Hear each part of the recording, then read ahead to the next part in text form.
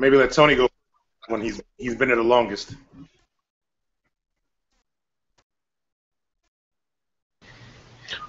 I am back.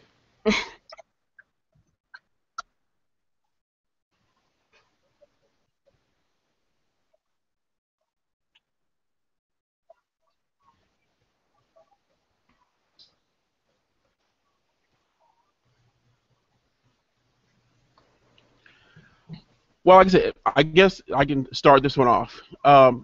When I first started my shop, it was in an area of town on Memorial Drive, which Memorial Drive would probably be like Martin Luther King Drive in most neighborhoods. We all have the Martin Luther King Drive in every city, so we all know. Which we all understand that. We all understand. That's where I originally had my business. All right, so my entire goal is that I'm going to create at least 2 generations of nerds while I am on this street. I'm going to give the smart kids a place where they can come hang out and it be okay to be smart. You know, where you can come in and you can read comic books, you can come in and play games, you know, you can play your Yu-Gi-Oh, you can play your Magic the Gathering, you want to play a game of chess. That's what I originally started and stuff with my shop in the community. And I was in that community for about 10 years. All right, I just recently moved to Decatur, which is more of a suburbanite area. So my mixture of customers is a lot more diverse now. I have, you know, a lot of customers from a lot of different backgrounds. And so I basically create like a melting pot for everyone. You know, but I do like the fact and stuff that I originally started off in the hood. I survived in the hood, and I created a bunch of engineers coming out of the hood. Nice. For me, when I opened the brick and mortar space, I did it in a neighborhood. I don't know, for the Chicago area, Edgewater is fairly diverse. I'm near a university already. A lot of the customers around here are graduates of the university nearby. I got a lot of grad students. I got a lot of students. 50% of my customers are women, up from basically 35% when we opened to like 50% today. Part of the way I did it was just by not always focusing on something that would be a comics-related thing to get people in, so much as like I was saying before, just lots of different sorts of events in general. And the other thing is, I think we listen a lot, right? So when you're hearing a customer base say that they want something or don't want something, not just in terms of particular titles, but in terms of content, right? When you respond to that by sort of promoting the kind of content they want to see, then you end up with a diverse population as customers. You end up with people with diverse interests, and it kind of works out. You know, you promote diversity largely by listening to diverse people tell you what their needs are. As I think about it as a business person, like, I can't always just stock what I like. You know what I mean? I gotta I gotta listen for what other people are into to like satisfy their needs as well. You know, so doing that, I think that's how our diversity kind of grew.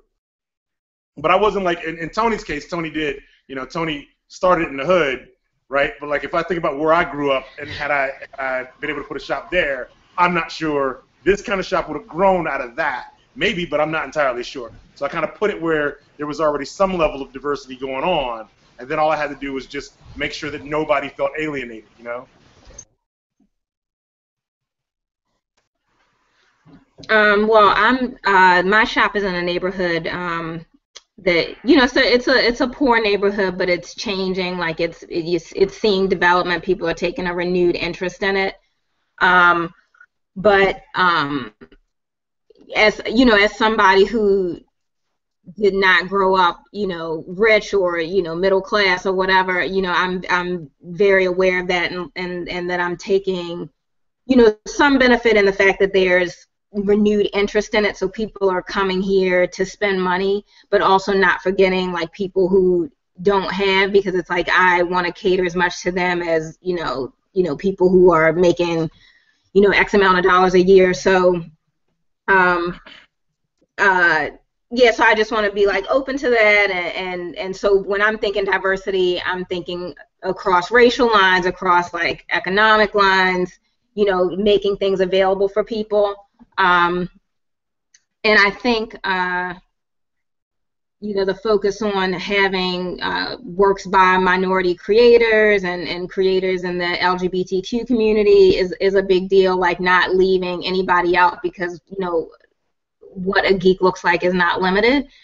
So I really just want to focus on that. So yeah, we'll have Superman, we'll have Batman and all that, but I also want to have like eating vampires, because that's cool, and that's not something you're going to find in every shop. Like if you just go to your run-of-the-mill shop, they probably don't even know, they've never heard of that, you know what I mean? So just kind of like actively featuring things that go beyond like the straight white male paradigm that has become like the comic book norm. Because it's part of it too. Like if you don't start at least with a diverse product line, you're not going to attract diverse people. So you have to at least have an idea of a way in which you can like kind of surround yourself with diversity in terms of like product, and then people come when you have the thing, Right. Mm-hmm.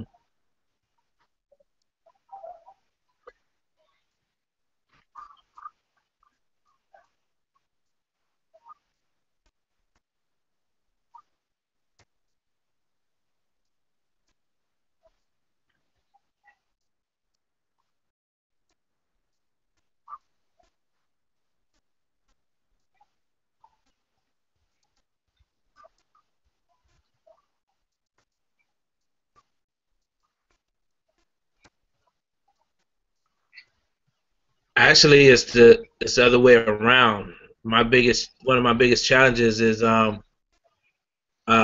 can't get the content up fast enough. Like I'm at 100 books, and I could easily be at 150 right now if I had the time to sit in front of my computer and upload all the titles that I have. And I just went to SoCon this past weekend, and I met at least 4 or 5 creators that want to add their books to the site. So like the website is constantly growing, and it's only the tip of the iceberg. So I know there's still several creators that I haven't even met or reached yet.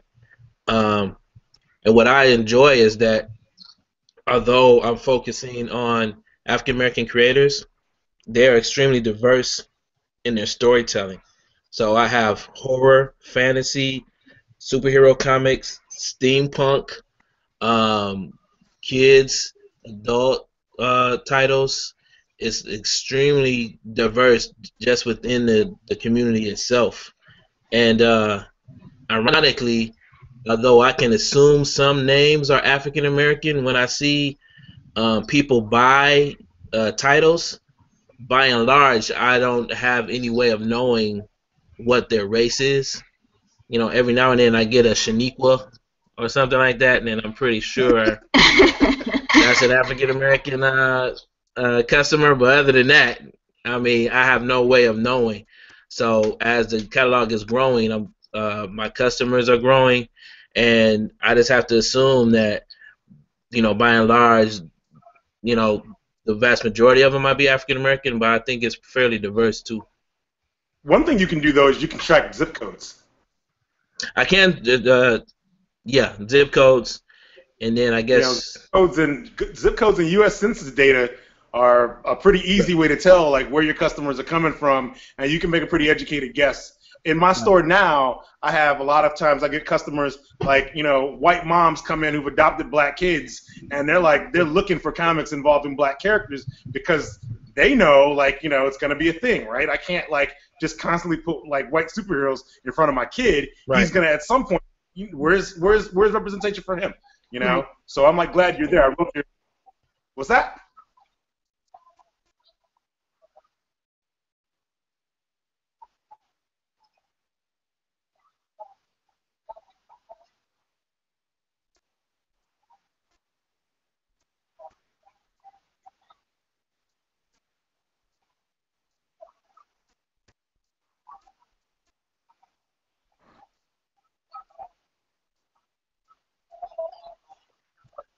And I surprise them sometimes, but it's going down the road being like that comic, that comic, that comic. That comic's got 4 black superheroes in it. Okay.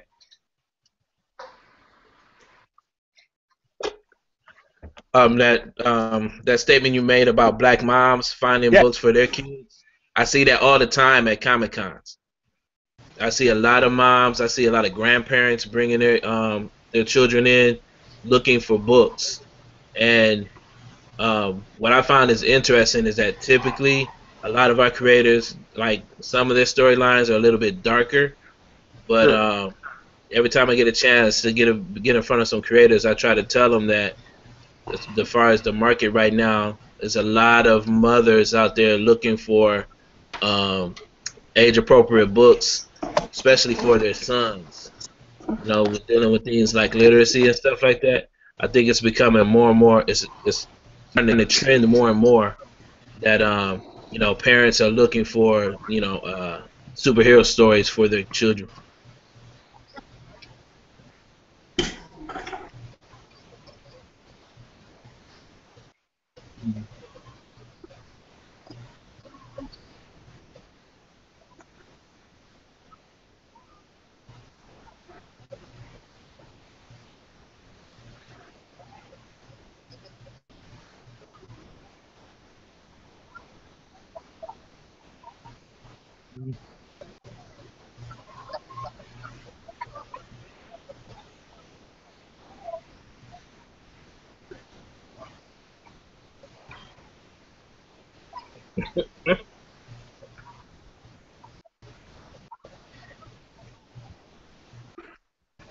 Sometimes while the parents, they come in thinking that diversity is the thing that they're looking for, what they find out a lot of times is, like, there's plenty of diversity in comics, but in terms of content, right, those parents, the very next thing is what happens in this book, right?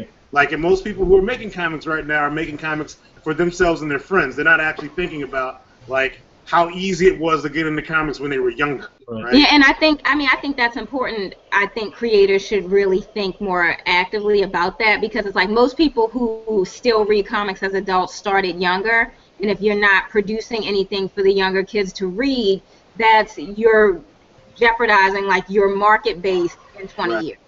You know what I mean? So you have to invest in the kids. That can't be an afterthought. Well, actually, let me ask you guys about that. Because one of the things and stuff that I've noticed is that I actually have a kids section in the shop that has, like, you know, the Archie products and the stuff that the kids read from the cartoons and stuff like that. And I point them out to the families when they come in. And then all of a sudden, you know, little Johnny, like, slides on over and it's like, you know, where's the Deadpool? Where's the Punisher? You know, and that's what he's looking for. And I'm just like, you know, and I take him right back over to the Sonic, and he's like, no, I want Punisher. You know, and it's kind of weird.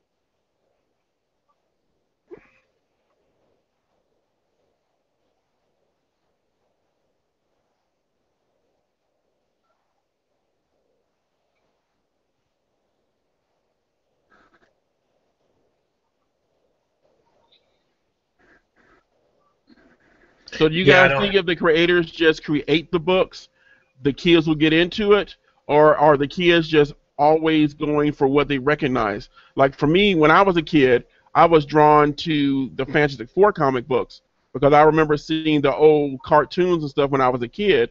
So when I went to the newsstand, those are the books that popped out to me. So how do you guys think that creators should, come up with something that will attract the kids? I But I think mean, I think. Oh, I'm sorry. Go ahead. I'm sorry, real quick. I think Marvel in particular does a good job uh, marketing to kids, and just in this a small way, like you'll notice just the color scheme that they use in creating all of their characters. It's like no matter what the character is, they always typically use fairly bright colors and stuff like that. Um, not all their titles are kid friendly, but you see that, you know, the way the storytelling is created, and typically the art that they use, it tends to gravitate more towards cartooning than some other books, and you know, stuff like Image or DC or even Dark Horse does. And I find that they really go out of their way to market to a younger audience. Because of course, you know, we all know that a lot of those books are like soon to be translated into movies and films and stuff like that. And so I think you know, things like that, when, you know, when creators think about their characters, think about think about, you know, actually their costume and how that whole thing will translate and communicates, you know, to a younger audience. Okay, so I think that creators have two different jobs, right? One, they have to decide, well, the main job is to decide who they're trying to market their comic to. Sometimes they're marketing comics readers, in which case content isn't entirely the mission, because you just need to attract a person who's got a credit card in hand, and they're going to like your book and come back and read it month to month. But sometimes creators also have to think about marketing to parents, right? If you think about marketing to parents instead of kids, now you're thinking content-based for sure, and you're getting those parents who are going to come and look specifically for something child-appropriate and age-appropriate that isn't Deadpool, right? Like, everybody isn't going to make Deadpool. Sometimes, you know, people who make all ages content, they have to consider that their customer isn't the child. Their customer is actually the parent. Mm-hmm. I think Marvel knows they're going to be doing a whole bunch of movies based on some of these characters. They are spending a lot of effort on sort of trying to make the characters appeal to a hipper audience, not necessarily a younger audience, right? Because content-wise, younger audiences still can't get into it, and it's also $4 an issue. Like, that's not going to attract kids ever. You know what I mean? Mm-hmm.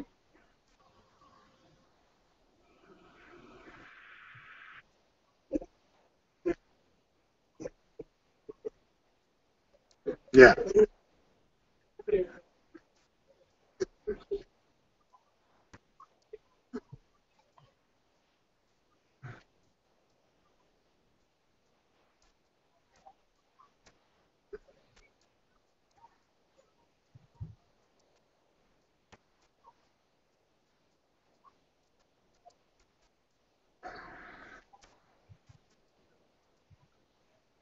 He's gray.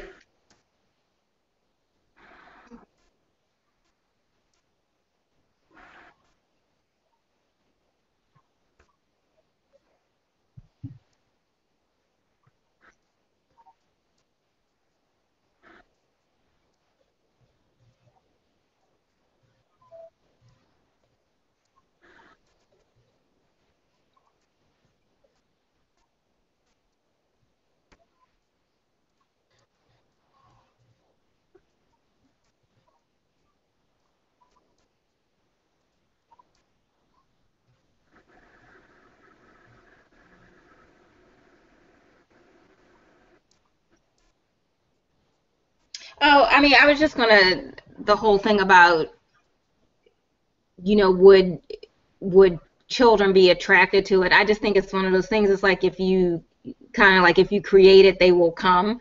I mean, people are always looking for new things to get into.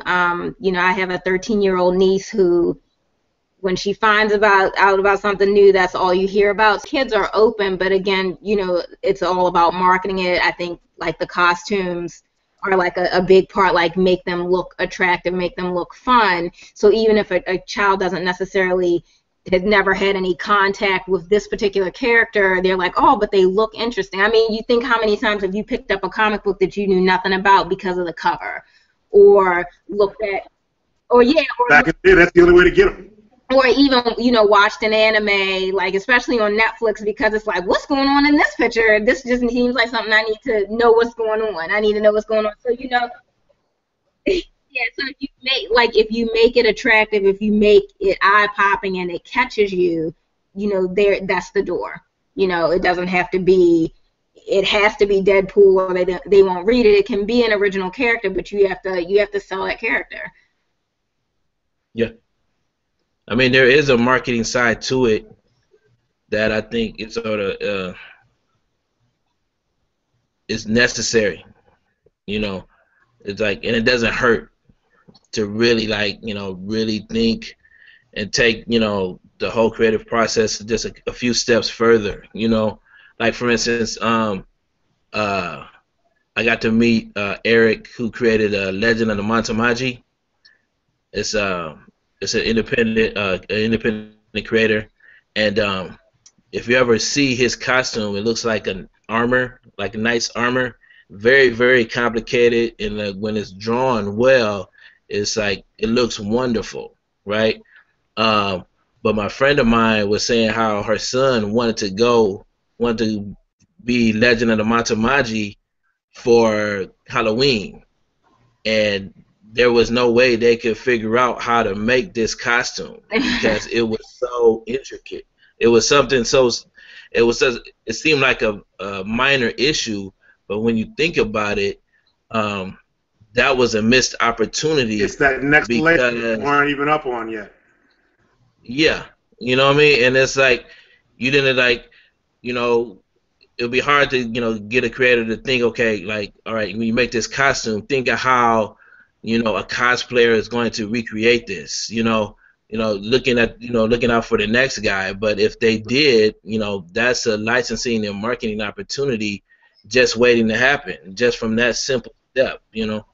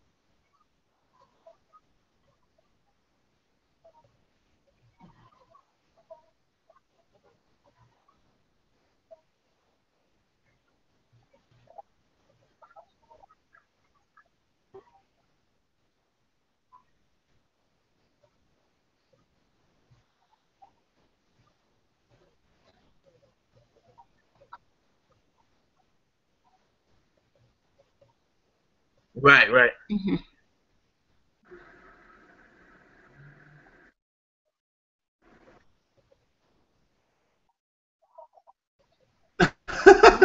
All right. What?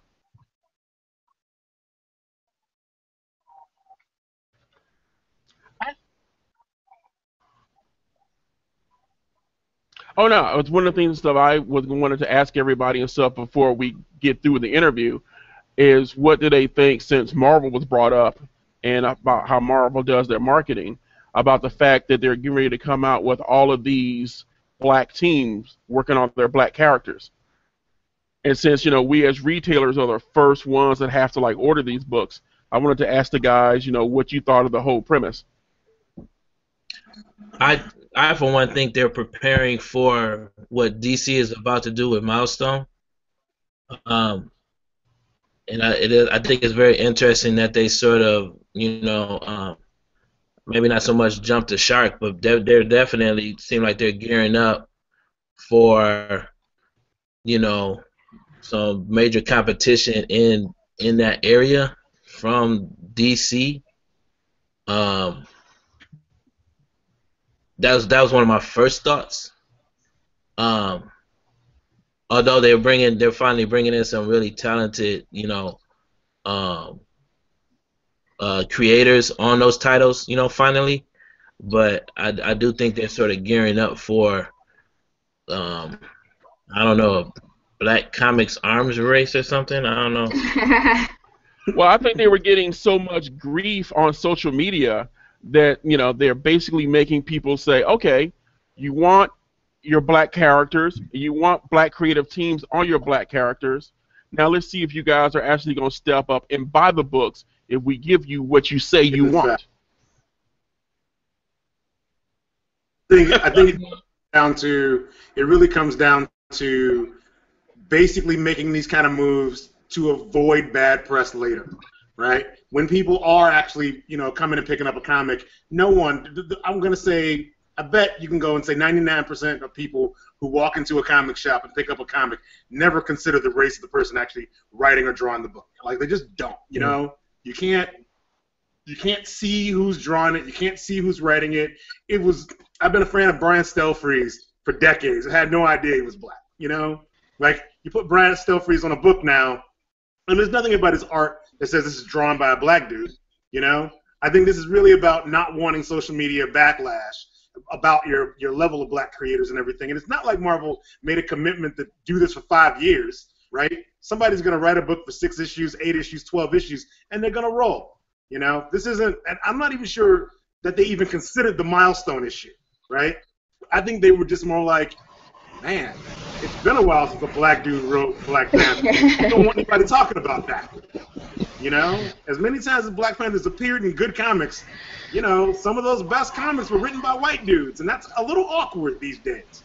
You know, before the internet was like now, news travels fast, right? If somebody gets up in the morning and says, "Ain't no black women writing at Marvel," it used to take years for that to go around. Now it's like, so there's no black women in Marvel, and then before you know it, it's pitchforks and torches on the doorstep. You know. I know, I might have to disagree with you on one of those points. Now, I am a big fan of Brian Stelfreeze. He actually helped us a lot when we were getting Terminus Media started up. But one of the things and stuff is the best Black Panther stories, Christopher Priest, Reginald Hudlin. I didn't like Hudlin, loved Priest. Yeah. I have to agree. Oh, yeah. You listen to my podcast. I have a lot of unpopular opinions. I have to agree with Terry. I wasn't a huge fan of the Hudlin joint. Priest it was a joint though. But at the same time, you know, when we're thinking about these what these especially the big two are doing in terms of diversity, yeah, it does seem like they're sort of like responding to all the backlash they got in social media. Oh, definitely. But at the same time, I do think there's a financial gain too. The scary thing is, I just don't think it's going to be big enough for them to commit to it in the long term, like you were saying, Terry. I just don't see it sustaining itself, and I don't think that's necessarily a diss towards the black consumer market. I just don't think. I think just like all the niche audiences that they have on their books, I think I'm afraid like Black Panther is going to suffer the same fate that I think Batgirl is going to suffer in the short term too. It's like, you know, it is making a huge splash, like for instance with women, Batgirl is, but I wouldn't be surprised if they cancel it, you know. I think you and Tony both made good points. Like Tony's point was the retailer is actually the customer in DC, right? So for us, for customers to be able to see these books, me and Tony have to go in big with our orders. Right. But with me and Tony, their brothers just don't spend money on comics. Right. Like if we have to think about it, like, all right, we're gonna hope for some returnability on some of these books. Right. Because as a business person, I gotta be realistic. You know, I will support, but I won't lose my damn head on it. Right. You know, and to your point, for people who are doing digital comics, that's the end I think that they're not really paying attention to, because it isn't always that people of color aren't buying the product. People of color consume media differently, right? So maybe they're not walking in comic shops dropping $5 on a book or $7.99 on an annual, but maybe they are staring at the phone or their tablets all day, right? So you make the digital product cost less, not to undercut what me and Tony get to make, right? But like change you give them an actual way to consume media that fits their lives, right? And that's also the point of that's the Batgirl point right there. It's creating a character that an audience has said make that character like us, you know. It might be canceled, but yeah. Yeah, so like it's weird. It's sort of like they've talked about, like you all mentioned how like they say women are about 50% of the audience right now. Well, the 50% of my audience. Like, you know, and then it's sort of like in all those popular books that women are making popular. When it comes to Yeah, but when it comes to the big two, those sales like typically like it's a big splash, but it typically tends to sort of like dry up, you know. But you were saying, like books like Saga or like Rat Queens, though, even though they have a small, audience, they'll probably be able to sustain that for a lot longer, for a much longer time. This is another reason why I'm really excited for Ariell's shop, because I'm just imagining what that graphic novel section is going to look like. Because Ariell, you have the ability now that you can straight up you can cherry pick your sections. You can just be like, and that's diversity right there, all graphic, but you don't have to worry about, you won't have to sweat really like that kind of initial push. I don't, like if you're also doing a coffee shop, I would imagine most of your customers are going to be the graphic novel buyer, not the monthly buyer. Yeah, I mean, I big think so initial too. orders that me and Tony have to do. Yeah, and I mean, so I am gonna definitely have like current magazine form, but I do think the graphic novel is going to be the bigger sell in the store. I'm already anticipating that.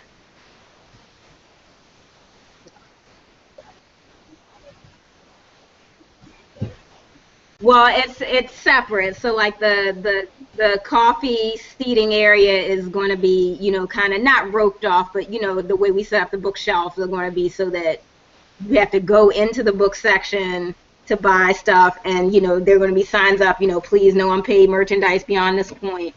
I mean, we don't want to police people, but I mean, fact of the matter is, it's like if you don't buy stuff, we won't be here, and I think people understand that. One thing I did want to try to do is like have some, just some store copies out, like on the coffee tables and stuff, so people are just sitting down real quick to drink a cup of coffee and they want something to read. It's something there that is free to peruse. Yeah, that's what somebody said. They were like, you should put like half of the book out. Just put half of it out, and then it's like, what? I gotta buy it. I want to do it. I don't know if I'll go that far, but maybe if it's something where it's like, all right, there's 6 trades out. Let me put number 1 out. Hopefully, get people hooked, and they'll come back. And say, well, I wanna buy the second one or whatever. But yeah, so that's. I mean, I had to think about that a lot, but I think we'll be good.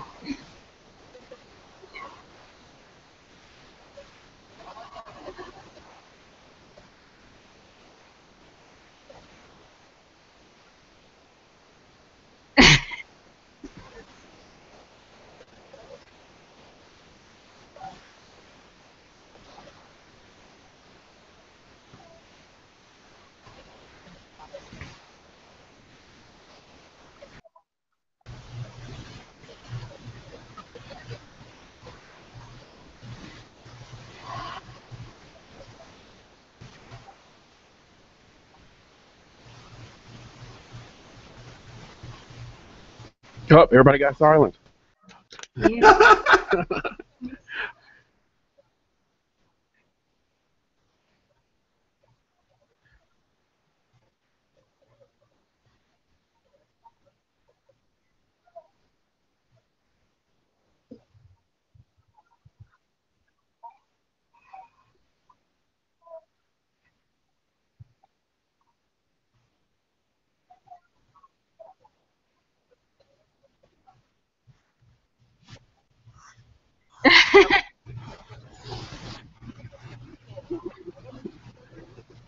Right?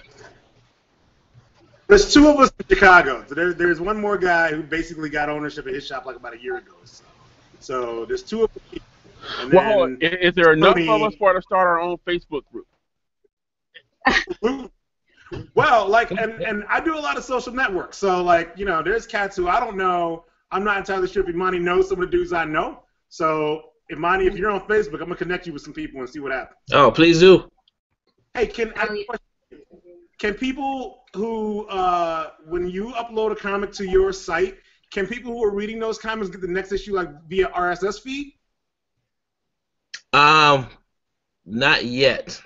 Because if your issue is how people are like, how folks don't necessarily get something done like a in a regular, timely manner. Right. They don't have to actually go looking for it. If it can just hit their Oh, device I when it's available, you know what I mean? Because Right, they've subscribed right. to it. That makes it a little easier. I've been thinking about some type of subscription platform for that very reason. It was just the main obstacle to that was I just couldn't figure out. I wasn't comfortable with the infrequency of it. You know what I mean? That like they were just sort of like that whole idea that they were sitting waiting to find out when that book was going to come. It's I weird. think It's sort of that- like a lot of what I'm doing on the site does feel like a psychological thing. Like I'm trying to nothing else. I'm trying to build trust between these black creators and these black consumers. Yeah. You know what I mean? And I'm trying to like slowly but surely get rid of all the stigma behind all. I'm not dealing with black folks because they this way or that way, and oh I can't. That book, you know, that book took a year to come back out again, and all this kind of stuff. You know, I'm just trying I to would like to give. point out to people, if you're buying the books, we can hurry up and produce the books. If you and Ariell have a different sort of situation than the rest of us in that you can sort of break the way comic shops already work, right? The way we have to work with Diamond, that means that because we have to work with Diamond, things have to kind of go through a certain course and pattern with us. But with you, you don't need some of what we need, right? You can totally go ahead and create the subscription thing, the hell with it, and if it takes a dude a year, it just means that his reader ain't going to get a book for a year, but you can be out of the process now. Right. You're completely out of it. You're not the editor, you're just the deliverer. Yeah, I was actually, you know? I'm strongly considering adding some type of a subscription box, as to Bento box type of model. You know what I mean? Like That's when cool. people like they would subscribe and then they would get like 10 books, 10 random black books, a month or something like that. So yeah, it's like there's different ways I've been trying to figure out to work around the whole time issue. That doesn't just play black indies, but just indies in general. There you go. That's cool. Do it.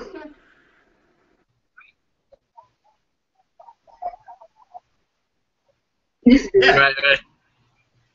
Yeah, there's no wrong answer, right? You know what I mean? If it doesn't work out, you just do it differently. Right.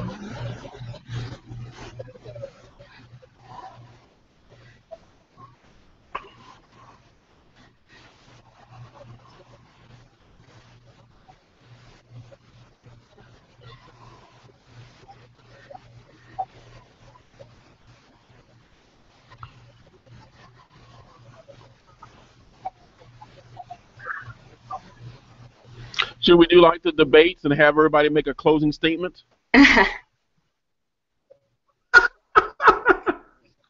volunteer to go last.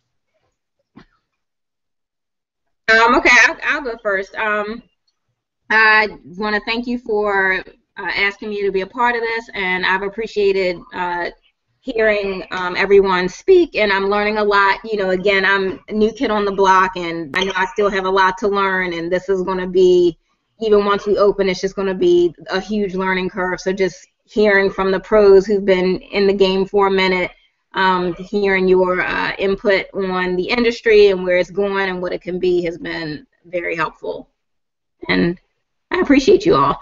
And I hope when I'm in Georgia and Ohio and Chicago, I've actually been to Chicago, but I didn't know about the shop. So hopefully I can make it out again make it out to those places and visit you all in person. So, well, not the online shop, I guess, but I want to check that out. Who's next? I'll go. Want me to go next? Yeah. Again, my name is Imani Lateef. My website is PeepGameComix.com with the X. We carry digital downloads of African American comic book creators. And that's about it. The community is growing, and we're just getting started. So, Tony? No, I'm going last. Go ahead. All right. Well, all right. I'm Terry Gant of Third Coast Comics in Chicago. This has been awesome. You can find me on Twitter as @DocMidnight or @3RD Coast Comics. Our website is thirdcoastcomics.com. And on Facebook, we're on Facebook as Third Coast Comics. But I'm also on Facebook, always talking comics and geekery in general, whatever, as Terry Space Goes Gant, if you want to find me that way. We're also on Tumblr as Treehouse of Galactus. All right, I guess that leaves it up to me then to close it on out. I want to thank everyone who's up there at New York Comic Con. Next year, I'm going to make the effort to be up there with you guys, and hopefully everyone who was on this will be there with us, and we can get a little FaceTime and meet everybody. Name of my shop is Challenges Games and Comics here in Atlanta, Georgia, challengesgames.com. And also, while we're talking about indie comics, check out my comic book line at terminusmedia.com. We put out some really good titles you guys might like Route 3 and Radio Free America, which can also be gotten on Comixology and PeepGameComix.